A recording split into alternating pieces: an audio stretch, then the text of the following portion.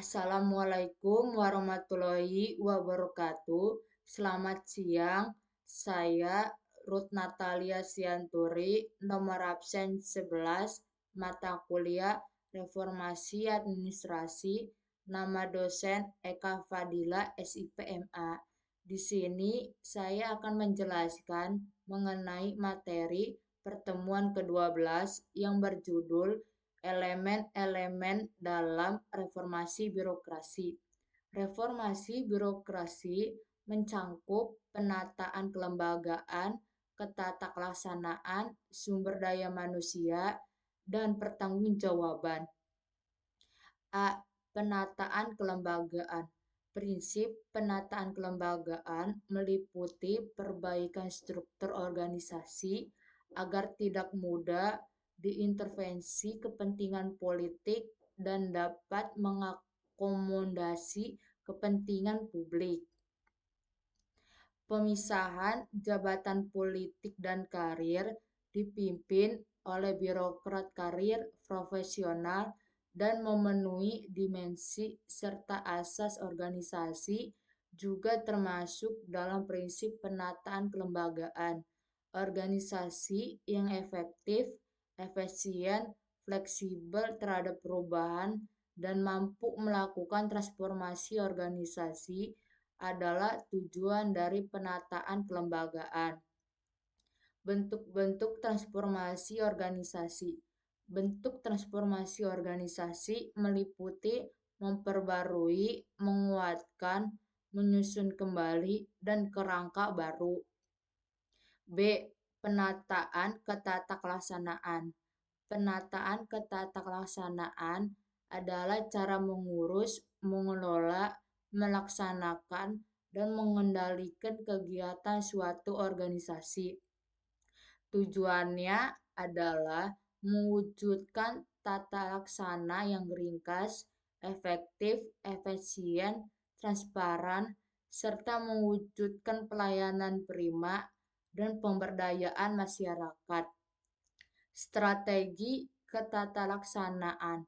Strategi ketatalaksanaan mencangkup pemangkasan sistem untuk mencegah KKN, deregulasi administrasi pemerintahan, dan penyusunan SOP, menetapkan pola hubungan kerja antar lembaga, memanfaatkan teknologi informasi, dan penataan arsip yang baik juga termasuk dalam strategi ini. Pengendalian pelaksanaan good governance dan perubahan paradigma manajemen dari birokratik ke bisnis juga merupakan bagian dari strategi ketatalaksanaan. Penerapan modernisasi pada manajemen birokrasi. Modernisasi dalam manajemen birokrasi berarti pembaruan sikap dan perilaku sesuai perkembangan zaman serta keterbukaan terhadap perubahan positif. Manajemen modern bertumpu pada model pemikiran baru seperti konsep sistem, analisis keputusan, dan peran manusia dalam organisasi. Karakteristik manajemen modern. Karakteristik manajemen modern meliputi pergeseran ke penggunaan teknologi dan berbasis pada asas demokratisasi, akuntabilitas, dan transparan. Pendekatan manajemen ilmiah dan penggunaan pendekatan ilmiah seperti sistem approach dan keterlibatan dinamik juga merupakan karakteristiknya. Manajemen demokratis yang berpartisipasi dan terbuka adalah ciri lain dari manajemen modern. Global Learning Organization. Global Learning Organization adalah organisasi yang mengutamakan fungsi pembelajar berskala global berbasis pada konsep disiplin kelima dari Peter Senge.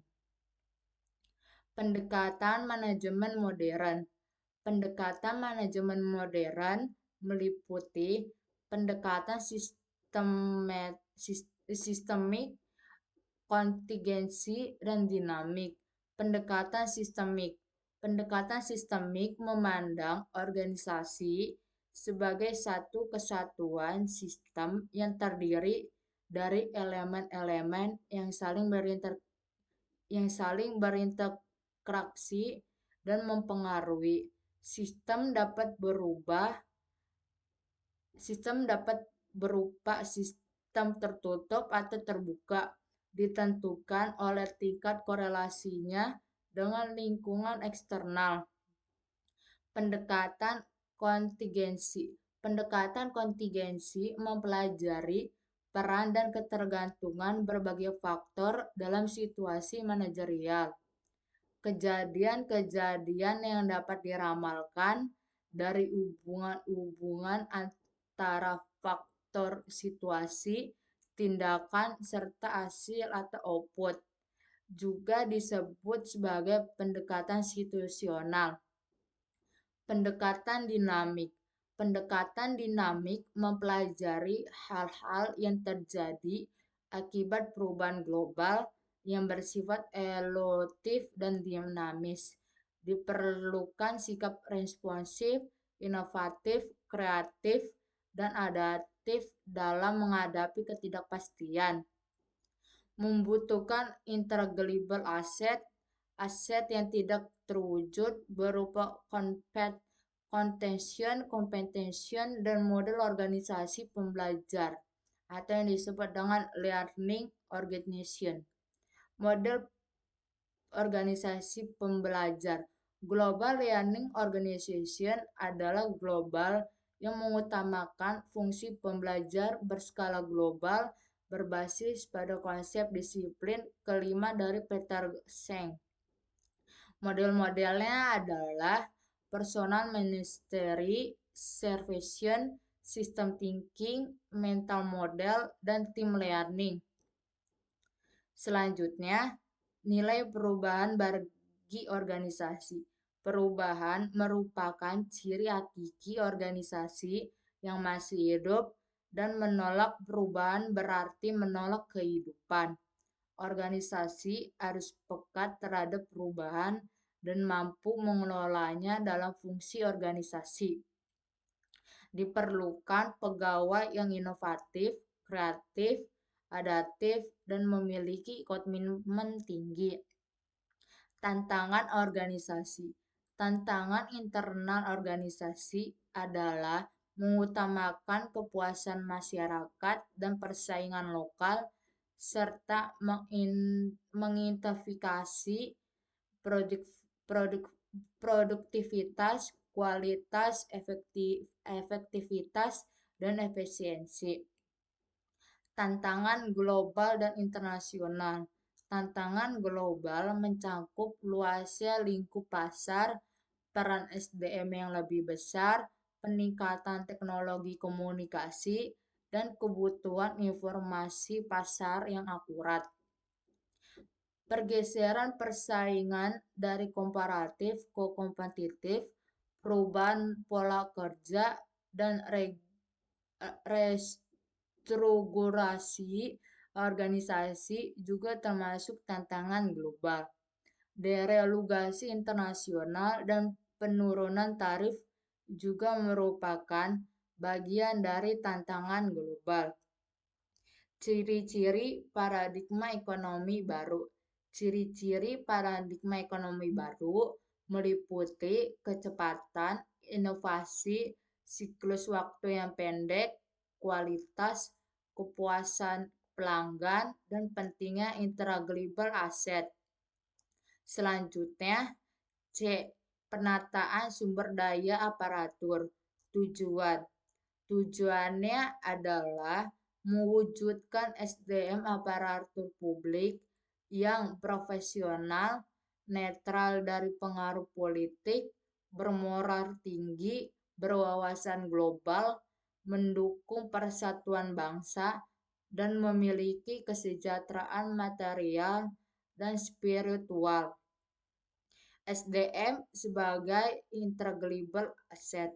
SDM sebagai intangible asset merupakan critical poin dalam kedudukannya sebagai kapasitas atau aset organisasi dan menjadi fondasi dalam penciptaan nilai keunggulan organisasi. Langkah-langkah peningkatan SDM aparatur.